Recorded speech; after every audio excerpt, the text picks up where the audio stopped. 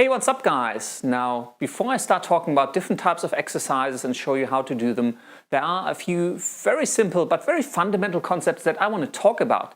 Today, I want to talk about the very simple concept of calories and why it's so important. A calorie is a unit of measure for energy, and 1 calorie is actually the energy needed to warm up a single liter of water by 1 degree Celsius. Another unit for energy that you might see instead of calories is actually kilojoules. Now, 1 kilojoule is approximately 4 calories, so if on the menu or on a board in a restaurant or something I see 1,600 kilojoules, divide that by 4, so that's about 400 calories. The principle, however, calories and kilojoules works exactly the same. The very basic concept with calories is that if you consume more calories during the day than you use, you're going to put on weight. Whether that is fat or muscles depends on other factors, but very simplistically, if you eat more calories than you consume, you're going to gain weight.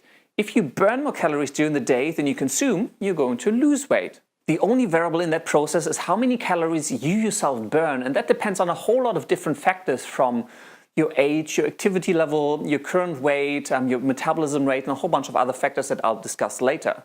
On average, the adult male, around my age, probably burns 2,400 calories a day. Usually for females, it's a little bit less. It's usually 2,200. It really depends on so many different factors. This is really just guidelines. To me, I think the biggest problem people have is that they're not aware of how many calories or how many kilojoules are in their food. For example, if you eat your average cheeseburger from McDonald's, do you know how many calories that is?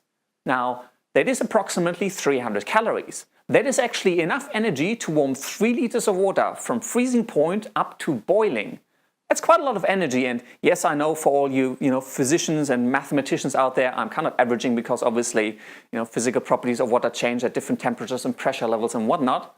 Don't care. It's a lot of energy that you get with a cheeseburger, and so you could have, 8 cheeseburgers a day to maintain your weight if you're burning 2,400 calories a day.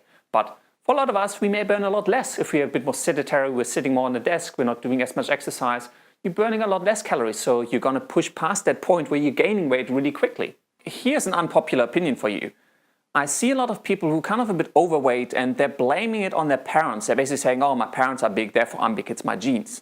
Problem is that most of the times what they're inheriting isn't actually bad genes, it's bad habits, it's bad eating habits where they're just so used to having huge meals or having a lot of them or having very fatty food or very sugary food, just food that has too much calories for their daily intake, and so they're putting on weight over time, and it's more their lifestyle that defines it than their actual genes. Now, no offense there are a few people who depending on their genes just burn a lot less calorie, or their body is genetically predisposed to make it harder to burn energy, so when they exercise, rather than burning the calories, they're kind of just getting tired because their body's depleting other energy resources. But that doesn't mean you shouldn't look at how many calories do I burn, how many do I eat. Is what I eat more than what I burn, and therefore I'm putting on this weight? That is something you can change. That is something you have control of until you accept that you can figure out how many calories you burn, and you can very certainly figure out how many calories you eat during the day. And you can balance that, and the very basic principle applies to everyone. If you eat more calories than you burn, you are going to gain weight. If you burn more calories than you eat, you are going to lose weight. What I want you to take away from this video is calories are important in gaining or losing weight. We'll talk more about whether it's, we're talking about fat or muscle, because they're very different. They build and, deteriorate very differently. But what I want you to do is kind of start looking at how many calories do the things have I usually eat. Do you know how much calories a banana has? Do you know how much a cheeseburger has? Well, it's 300. I just told you. I hope you remembered that.